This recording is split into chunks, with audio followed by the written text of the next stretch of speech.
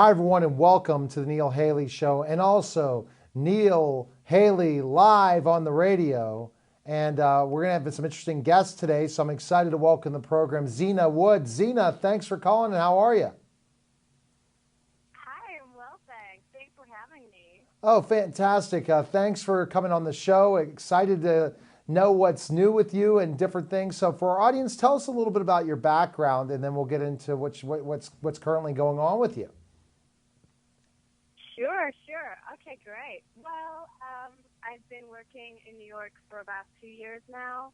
I started in South Africa doing singing, dancing, and acting, and then I moved into producing mostly political documentaries and then mockumentaries because politics becomes funny at some stage. Right. You gotta laugh. And now I've been here. I'm mostly producing, but I'm acting, singing, dancing as well. And yeah, that's about it in a nutshell. So how did you start in the entertainment field? Tell us that story. It's not much. My mom's in theater. So from the age of like 3, I was on her stages. Even when I wasn't welcome, I would wander onto the stage.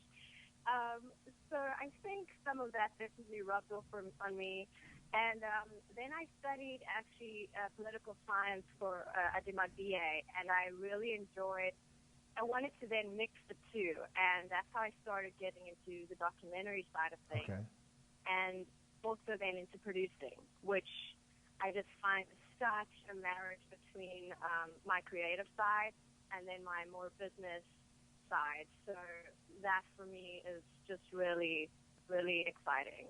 So why do you enjoy that? You know, you were involved in the theater. Why do you enjoy producing? It seems like more.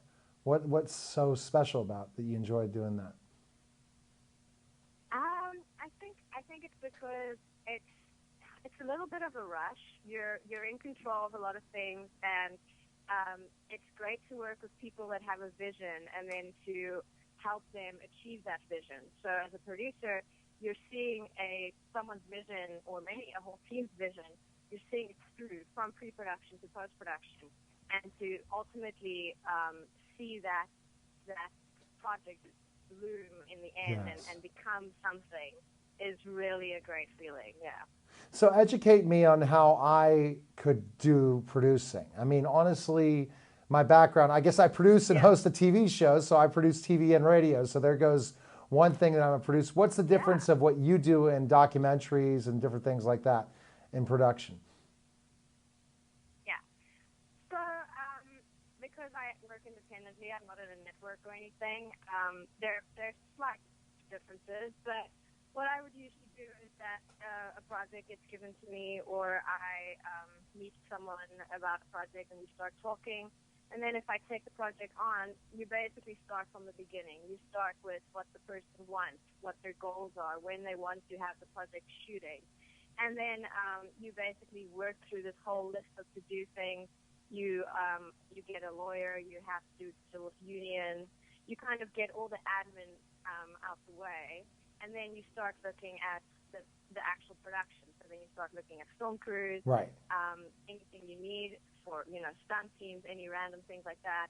And you literally just tick off every box until you reach the end. So what makes you say yes to a project and no to a project? That's actually a good question. I do have a certain affinity to projects that are that sort of thought-provoking. I like projects that somehow have something to do with the sci-fi genre. I also enjoy action. If it's a good narrative and the writer has put in good work, it's really great to work on a project. I think at some stage you can see from the beginning if you're gonna like something or not. And I've actually worked on like 1 or 2 things that I wasn't mad about, and it's definitely it makes your job harder. So yes, and that's the same thing in taking on clients. I make the mistake sometimes, Xina, to take those clients on, and I kick myself, or tutoring students and saying, "Why? I need work. But it's good when you have enough work so you can just say, can you call me in a couple months? I'm busy with this other project, and I feel like I'm at that point now. You know, I'm looking for new clients, but not actively pursuing it. And I'm going to get and pick and choose. And that's what I've been able to do in tutoring. And before I couldn't do that. So it's just so much about the growth and understanding. So let's talk about your current projects. First of all, the one you're producing, and then the other one you're acting in. Let's talk about, first of all, the one you're producing. Okay, yeah. So we actually wrapped the arrangements last week. We were very excited. We started shooting in 2015, and we had about 3 sections of shooting. So we just wrapped that. It's in post. There's actually a rough cut already. Now we're just going to elaborate on that rough cut and just keep cutting until it's stunning. And then it's going to do the festival route. And that's one of the examples of having been just so lucky to work with such an amazing team. Kim McKean and Greg Beam were the beginners of this project, and then they got me on to produce. And we have Sapita Mohafi in it. We have Tim Haber. We have Ed Wilkinson. We just have a great cast that's really, really did great work on this film. And yeah, I'm excited. So tell me about the arrangements. Can you say it's in post-production? Are you allowed to say anything more right now, or we have to wait? Well, it's literally in post-production. It's going to be done in about 2 months, and then it's going to start doing the festival route. The hashtag is the arrangement film. So once all the marketing starts, it's probably going to be in about 2 months. Yeah. That's when you can talk about it. Okay. And then also acting-wise, you have a TV show called Making It. So tell us a bit about Make It. Make It. Yeah. That's actually an offshoot of the Ask Bonbon show that's hosted by Bonnie Bruderer. Okay. She's done really great work with this talk show, and they've now made this show called Make It, and it follows young women working in the city and also trying to make a difference where they work. So that's a new thing, and we've done interviews, we've had B-roll done, we've had camera crews sort of record a little bit of what we do in our everyday life, and that's Make It. I'm really happy to be on that. Do you like? So is it interesting interviewing them and seeing what their aspirations are? Interviewing who? Interviewing the people, talking to people that are aspiring and talking to them. Oh yeah, it's great. I mean, the other day actually we were working in studio with Bonnie, and she had someone on. I think her name was Mimi Bonnie, but she's an ex-Ninja Warrior finalist. Okay. And it was just it was so cool to see what she had to say. She's now started a whole fitness regime called Eat Not Diet, and it was just really cool to see someone who's put so much work into their training. And so you get these opportunities to speak to people that you wouldn't every single day, in your normal day life. That's very, very interesting. And what are you seeing from the people that are in Make It that you follow along and look at? What do you think is their biggest struggle trying to make it? With people that are just in the performing side of things, it's definitely one of the biggest struggles is waiting, not knowing where your next paycheck or the next job's going to come from. There's a lot of stress involved in that, and that's actually one of the reasons I also do enjoy producing, is that I actually don't have to wait so much. Waiting can get rough, so I do think that's one of the struggles. Yeah, I think it is too. And then finding the right project, right? The right one that's going to make it. Yeah. And because you have to pick and choose and not always jump to the next thing. So where's the best place we can find information on you, Xena, and stuff? Where can we go? You can follow me on social media. It's just my name, Xiomi Wood, DNAWOOD.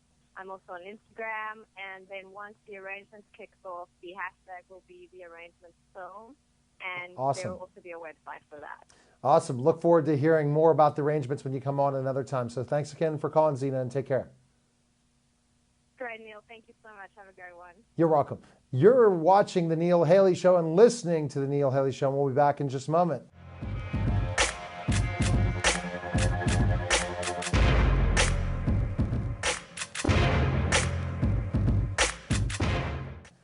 We're back to The Neil Haley Show. Twitter, Total Tutor, Neil S. Haley, Facebook, LinkedIn, Neil Haley, Instagram, Total Tutor, Pinterest, Neil Haley, Google+, and at totalradio.net and neilhaley.com, all the different places. And I'm excited if I do have my guest on the line.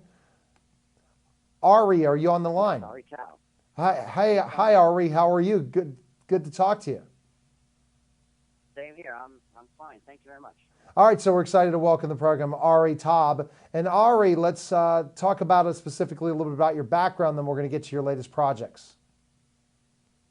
Okay, you got it. So, I'm sorry, what was the question? Yeah, no, I just said tell us a little bit about your background as an actor and stuff, and then we'll get right into your latest projects. Oh, okay. Yeah, no, I'm a film director promoting Superman Parts, which we just premiered at the Soho Film Festival out of competition, and we won Best Film last night with the Audience Choice Award, and I am a filmmaker, been making films in New York since the late 1980s, and I still shoot on film as opposed to digital, and I've been working in and out of the business since then, and I work on a lot of independent projects. I'm an independent filmmaker in New York. Gotcha. So when did you start? How did you start in doing some of this stuff, Ari? Tell me about that. Well, actually, my father was doing film in the 1950s and 60s, and when I was a baby in the late 60s, he was making movies, and he had an upright moviola and all kinds of old equipment. I used to play around with that, and I think that I caught the bug very early on, and I was making films in the 70s when I was 8 or 9 years old, just sort of doing little animations, shooting on 16 millimeter, and then I started doing films in high school, and then in college I went to NYU Film School, graduated there, and then, sort of got into the business after that. Yes. And why did you decide to stay in New York? Because your father was a New York kind of film guy, or was it because you could choose between New York and LA? What made you want New York? Well, I had moved out to LA for a year, and I was not. It was a very sobering experience for me because I came out there with sort of dreams of trying to make it in Hollywood, but there were so many people already out there, and they were so hell bent on kind of creating opportunities for themselves, and no one wanted to help me at all. In fact, they did everything they could to prevent me from getting anywhere. Everybody was sort of out for themselves. So it was a very dog-eat-dog thing, and that was like 20 years ago, so I can't imagine it's any better now than it was then. And I just quickly realized that it just wasn't the place for me because I wasn't able to do anything creative that I wanted to do. New York's a terrific place to be creative. You're really a unique person here in New York, and no matter what you do, it's a place where things can happen, and the possibilities are endless, and there's a lot of energy here, which you don't have on the West Coast, So that's why I came back to New York quickly and stayed here. But I have to say, while I was in LA for 1 year, it felt like 20 years. Really? Because there was no weather change. The weather was always the same. And when I saw Santa Claus standing out there at 68-degree weather, like waving his bells, sweating, dressed in a Santa Claus costume, I knew it was time to come home. It's just like, it just wasn't for me, You said this is it. I'm done. I can't last any longer, right? It's time to go. Well, it was very scary. I was mentally shutting down because you're alone. It's a society where people don't really interact. It's also fake. It's like a society where it's very plastic. What you see on television is not really what's going on. Yes. The life you're living there is something completely different. It's almost like you're detached. Everyone's detached from everybody, and it's a very isolated environment with millions of people living in an isolated environment together. It's a very strange. I can't quite explain it. I almost feel like, and this is, if the people in LA are hearing this now, I apologize to all of you guys for being so hard, but I really feel like people from LA are from another planet. I feel like maybe people think of you as well, Ari, from another planet being in New York. There you go. Okay, I'm fine with that. New Yorkers are fine with that, right? Yeah. Are you from LA? No, Pittsburgh. I think you both are from other planets. Well, you can be a diplomat. You can be a diplomat then. Yeah, I'm probably one of the only nationally syndicated celebrity talk shows that's locally in Pittsburgh. It cracks me up. But hey, my story's a very strange story, Ari. So, we'll go from there. Let's talk about, and congrats again, winning Best Film for 79 Parts at the Soho Film Festival. So tell me a little bit about 79 Parts. Yeah, okay. Well, 79 Parts is a movie I've been working on for the last 10 years. Wow. I'm averaging about one feature every 10 years, and that's mostly not by choice. It's not like I go into a project saying, "Oh, it's going to take me 10 years to do this." It's mostly because it's so hard to get funding to do a film properly. If you want to shoot a movie, $30,000 or $50,000, you want to shoot it in an apartment or one location, and you want to shoot it with a cheap equipment, a Canon 7D or your iPhone, you can do that. But I'm a filmmaker that's been trained classically, and I'm a Spielberg type of filmmaker, and I want to do things big and right. But without the connections of the money, I've had to go the long road. So it's typically, and I'm not talking about 10 years of like looking to make a movie. I'm talking shooting the movie over 10 years. So that means wow. that we would shoot a couple scenes at one point, and then we'd have to go out and raise more money, shoot more scenes and raise money. And it kind of worked where, it would take 10 or 15 grand to shoot a couple scenes. So we would basically spend a whole year or two raising that money, and then it would get spent in maybe 3 days. And then we'd have to spend another year to raise enough money to shoot for 6 days. So that, it was really spread out. And that was tough for the actors because they had to keep coming back. And a number of actors, their hair grayed and stuff. So we had to color their hair every time we filmed with them, and we had to keep perfect continuity. And you won't be able to tell that any of that. So those are dedicated actors and actresses you had. You had dedicated people to keep coming. Oh, I'm sorry, say again? Dedicated to keep coming for dedicated. Yes. We had a lot of dedicated people.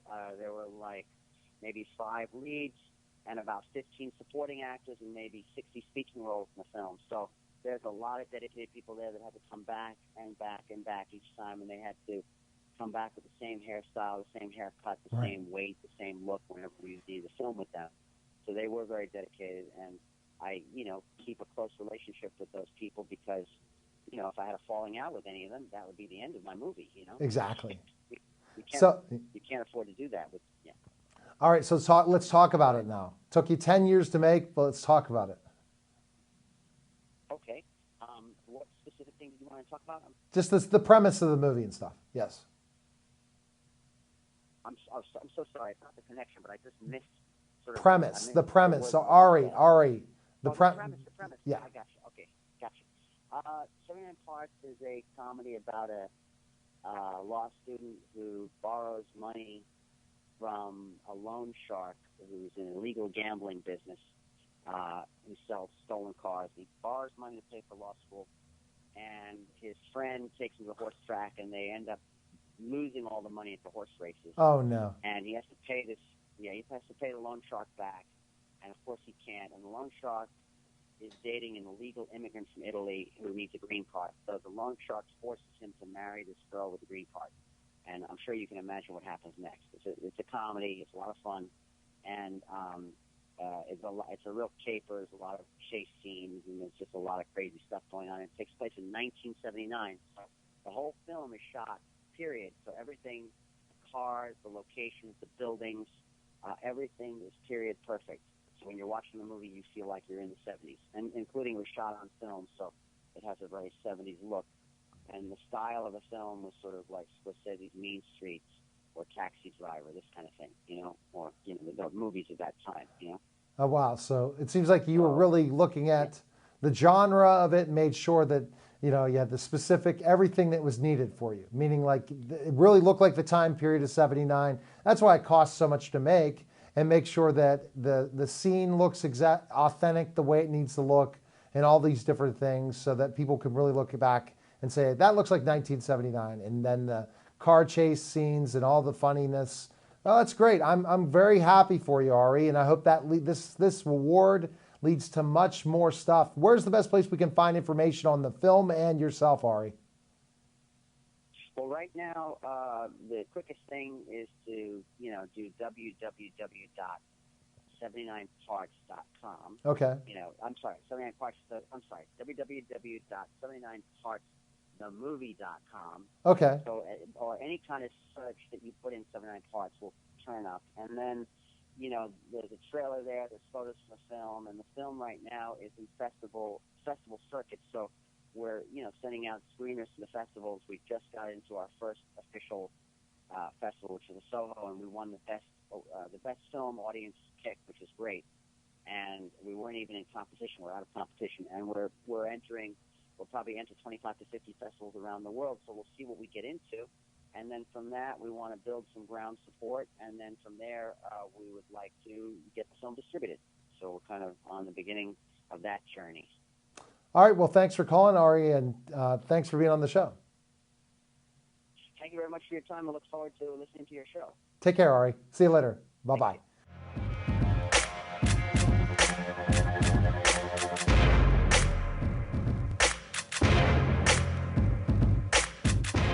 Do we have Donna on the line? Yes, hey, how are you? Fantastic. Excited to welcome to the program Donna Drake. Donna, thanks for calling. And I tell you, being involved in the entertainment business is a busy time for you, isn't it? Always interesting things, right?